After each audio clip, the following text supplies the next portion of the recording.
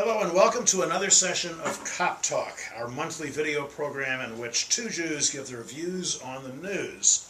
I am Bob Cohn, the Editor-in-Chief, Emeritus of the St. Louis Jewish Light, and with me as always is Larry Levin, Publisher and CEO of the Light, along with Mike Sherwin, our Producer and Managing Editor. Larry, if there ever was an example of the Yogi Berra maxim that it ain't over until it's over, it's the Israeli elections.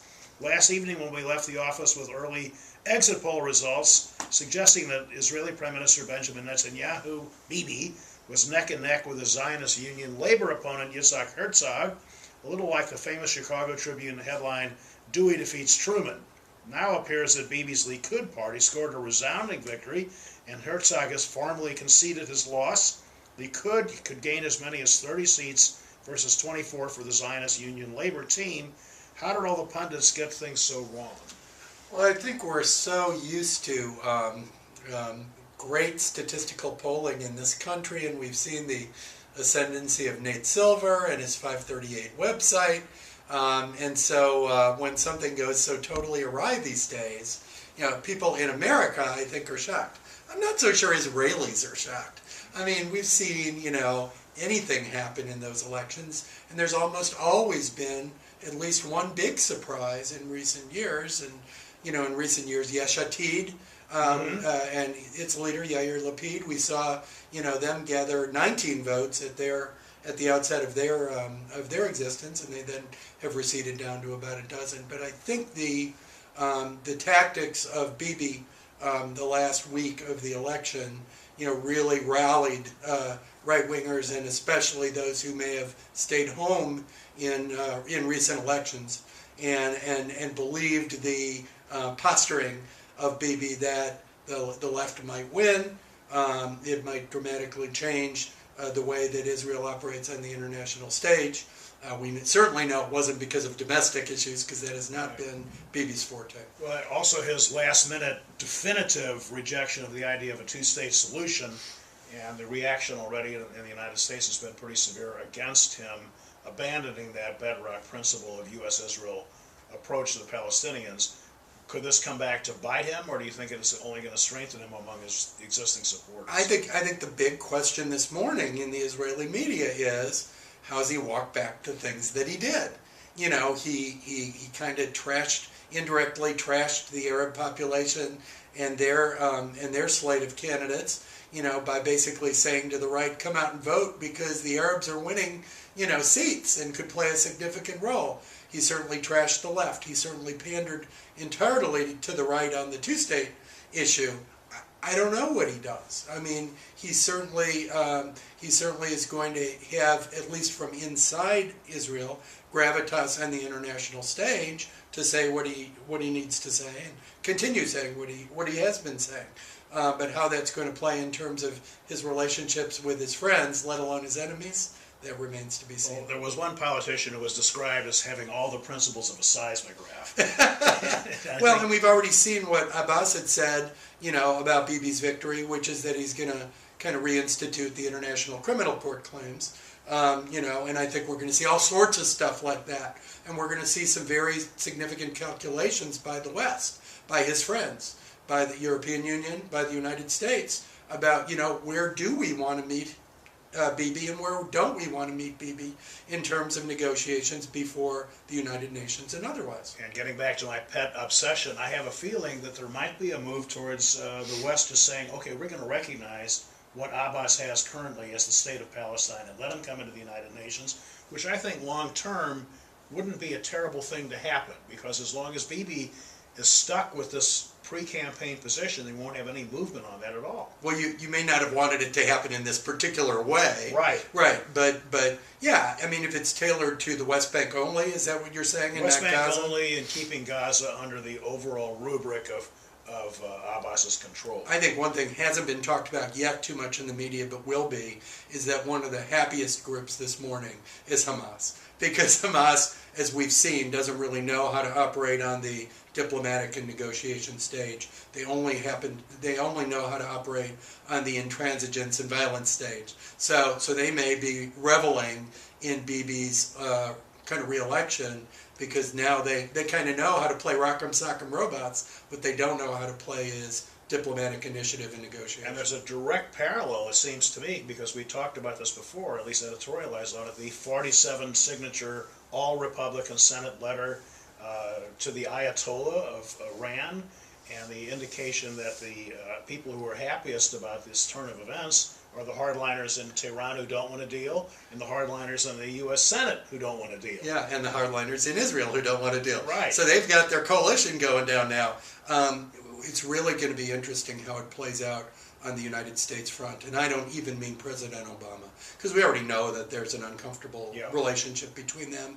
We already pretty much know that the United States is not going to cease providing aid to Israel. Right. That's a no-brainer, no matter how much puffery there is on either side. The real question is Israel going to be seen more and more as a partisan kind of support project in the United States? And that is maybe one of the most scary things, because that's what most of us in the organized community have dreaded, is if people choose sides that causes one side to be perceived as more of an Israel supporter than the other. Well, and you had the precedent of Menachem Begin, one of the co-founders of Likud, and then Ariel Sharon, one of the strongest hardliners of them all, both taking initiatives, one with the Egyptians, the other with the Palestinians, towards accommodation, and hopefully that Bibi might at some point see the wisdom of their ways as opposed to remaining stuck in an intransigent position. One question I have for you is, what's going to change internally in Israel? I mean, you still have a strong outcry about housing costs. You still have a very significant portion of the population who's concerned about concentration of wealth. Kind of the less than, bright side of Startup Nation. Some of the trends that we've seen in the United States in terms of the distribution of income.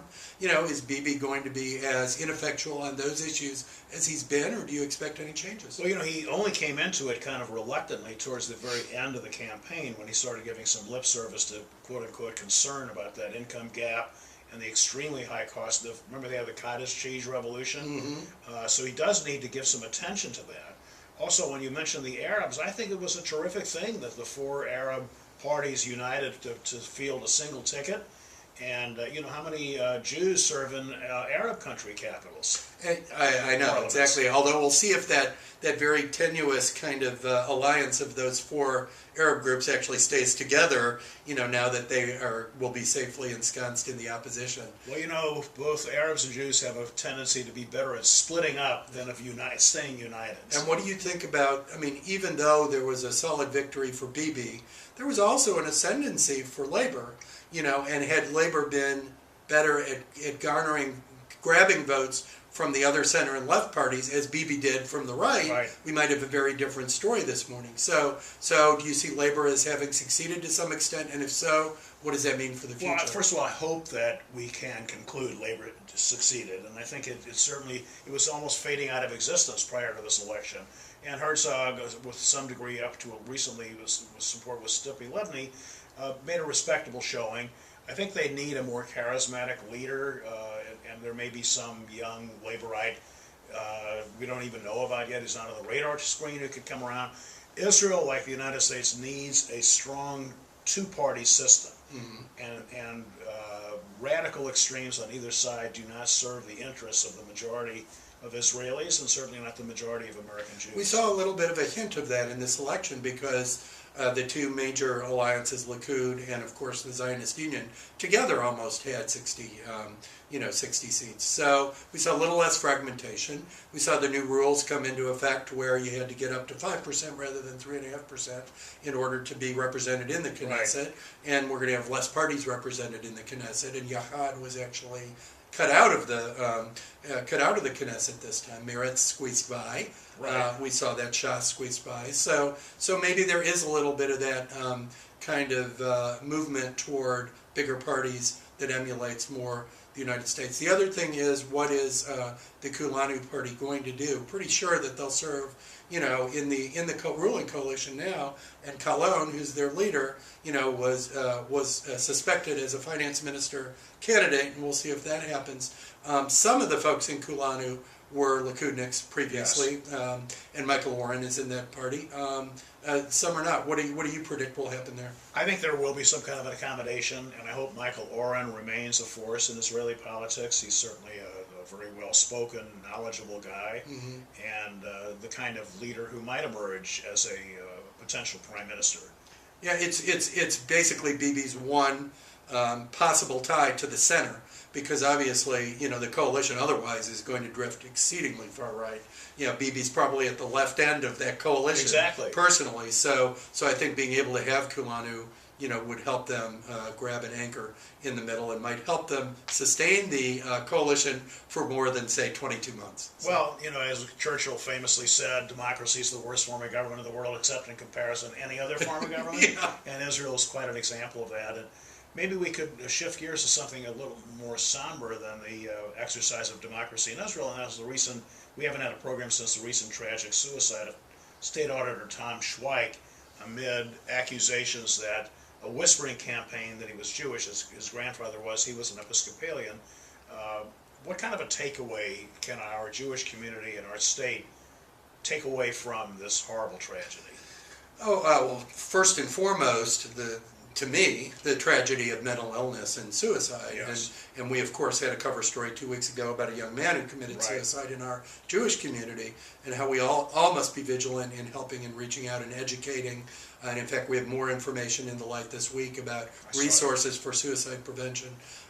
So that's number one. Number two, it's a very mixed message, because we had great stories in the light with interviews with folks who have been legislators. And then an op-ed from Jack Schramm, who is a longtime legislator, who's Jewish, who said, I really didn't feel that much, in the way of anti-Semitism, but yet we know that whispering campaigns can and do happen. So it's important to kind of find the sweet spot where we recognize we must always be vigilant.